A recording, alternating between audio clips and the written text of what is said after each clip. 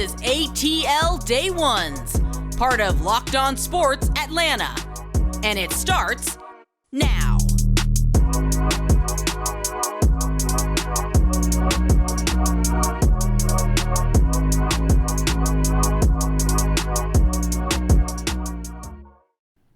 It is ATL Day Ones with Jarvis and Tenitra right here on Locked On Sports Atlanta, your number one source in the state of Georgia for all entertainment and sports. Look, till y'all just made that up. I think that's going to be our branding from here on out. How about that? What do you think about that? Well, yeah, I like it. I like it. It's a good start. Yeah. Translation, Jarvis, go back to the drawing board. I definitely understand. It's all good. It's all good. So we want to thank you for joining us on a good old Tuesday. It's not a thirsty Tuesday. That's a thirsty Thursday. Right. Is it a $2 Tuesday? Is it a $2 Tuesday? Oh no, we're gonna figure it out. We'll call it a 2-win Tuesday, as in the second win in this series for the Hawks. There you go. Yes, I absolutely love that. We're definitely going to get into that in our next segment, but and also we'll get into it for the culture. We got a couple of good stories for you that we're going to get into. Denzel Washington giving a pep speech to the Heat before the game, and J.R. Smith, man.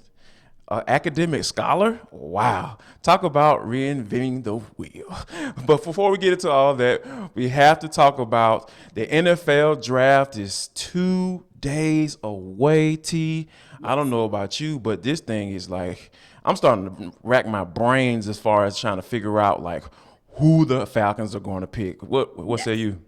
Same. When I look at that 8th pick, I mean, it changes on a dime. So, right, yeah. We talked about what we liked, and yes. I'm actually seeing still a lot of interest in Jermaine Johnson. But what I'm not seeing that I'm not liking is it seems like the boards are really trending for a wide receiver. Really trending for a wide receiver. So, yeah. My stomach hurting already, man. I promise you. Yeah. Like I just. I don't. Right. I mean, if you happen not to go Jermaine Johnson, okay, fine. Okay, give me something, because the trenches is where it's at. Right. Exactly. But anyway, it's been interesting. Actually, the first round and the second round, because they're kind of starting to lump together. And you and I talked about that yesterday, the probability or the possibility of the Falcons packaging something to move up, move back, get who they want. So it'll be interesting to see, because the most recent boards, even this morning, are showing them taking that second pick, which you and I think we both went defense still, but taking that second pick. Or was that your George Pickens pick? That might be your George Pickens with my second round pick. Yep. Yeah. I went offense. Right. And I was okay with that, because second round, we know what his game is looking like, or what it looked like at Georgia. But yeah, I'm seeing boards even taking that pick, bringing it into the late round, first round to get a quarterback. So, and right here, you can check out our boards, because we're about to continue our ATL Day Ones mock draft right here. And with the 151st pick overall, Tenitra Batiste, who do you select for the Atlanta Falcons? Yeah, well, we've talked a lot about getting help in the trenches, but most of our conversation admittedly has been about getting help in the trenches on the defensive side. So I said, you know what, let's go for an O lineman. And we know that there's some challenges at the right tackle position. Yes, Lord. So the O lineman of Washington State, Abraham Lucas. I kind of like his name because Abraham Lucas has gone up against both Kayvon Thibodeau and Drake Jackson. So for someone who's matched up against them and matched up pretty well, I think that would be a good look for the Falcons. And also, he's one of those guys who's just long, right? 6'7". So he's just got reach and got a little bit of good agility there for an O-lineman. So I do like that, because, like I said, we've been stacking the trenches on the defensive side. Let's start talking about the O-line and getting in the trenches there. Oh, yeah, no doubt about it. I love that pick. I absolutely love that pick, because – because he was down at the Senior Bowl. Abraham Lincoln was a guy he got some finish in him, T. He got that Yeah. D word in him. I'm gonna go ahead and say it. Not the one you're thinking about, you nasty people. I'm talking about the Got dog. that He got some dog in dog in him. So I absolutely love that pick. I think we're on the same page here. it. But I didn't necessarily pick I didn't pick Abraham Lucas, but I did pick a guy that we are very familiar with. I know I went with James Cook yesterday in the 4th round, And I but know who I'm you're gonna going stick. with I'm right going. now. You know where I'm He's my going. You know I honorable gotta set mention. it up. He's my honorable mention. I'm going with him. I gotta go with him. Jamari Sawyer. Yes. He's a Yes. guy that's versatile. He's a guy that has played all across the offensive line, and that's exactly what you need. And Yeah. when you're talking about getting value in these types of rounds, he's actually projected to be a 4th round pick. Yeah, But you that's why I like didn't to, go with him. That's the yeah. only So reason I did not go with him. but the thing I've been doing my little mock simulators. So I'm trying to be as real as possible Yes. when it comes to picking these guys. So going through it several times, he was there. He was sitting right there. So Okay. I think he deserves to go definitely higher than 5th round pick. But being that in my mock draft simulator, he was sitting right there waiting on me, and I was like, "Hey man, come on down. I'm gonna run it. I was running that card up to the podium because I think he's a guy that."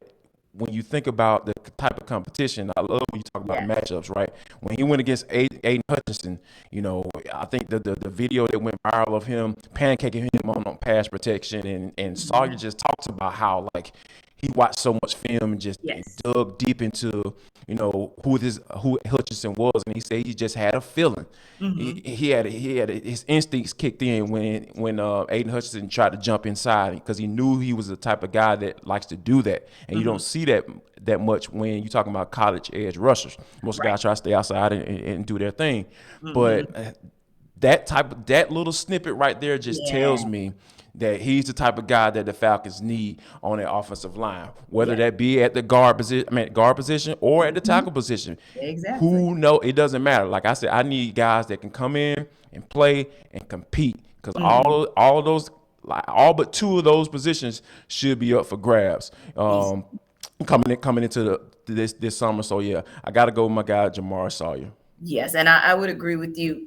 And he is one who I can remember hearing him at a game that I covered, a UGA game that I covered, and just that football IQ is just there. There. So I just want to co-sign with you on that one, and also co-sign to say if he does happen to be one who is looking like he's going off the board in the 4th round, and the Falcons wanted to trade up just a little bit to kind of get him, I think it would give up one of those 6th round picks. There they got go. A couple of them. Yeah, so yeah, I'm all on board for that. So I think that as we get closer here, we almost wrapping up our mock draft, our first mock draft. I'm super excited about it. So hopefully the Falcons can just do a look. They can copy off our paper. I'm cool with that. I don't have no problem. No copyright infringement. We gave you the blueprint to how to get this team better, and that's what the NFL draft is all about. All right, speaking of getting better, the Atlanta Braves, they take on the Chicago Cubs tonight.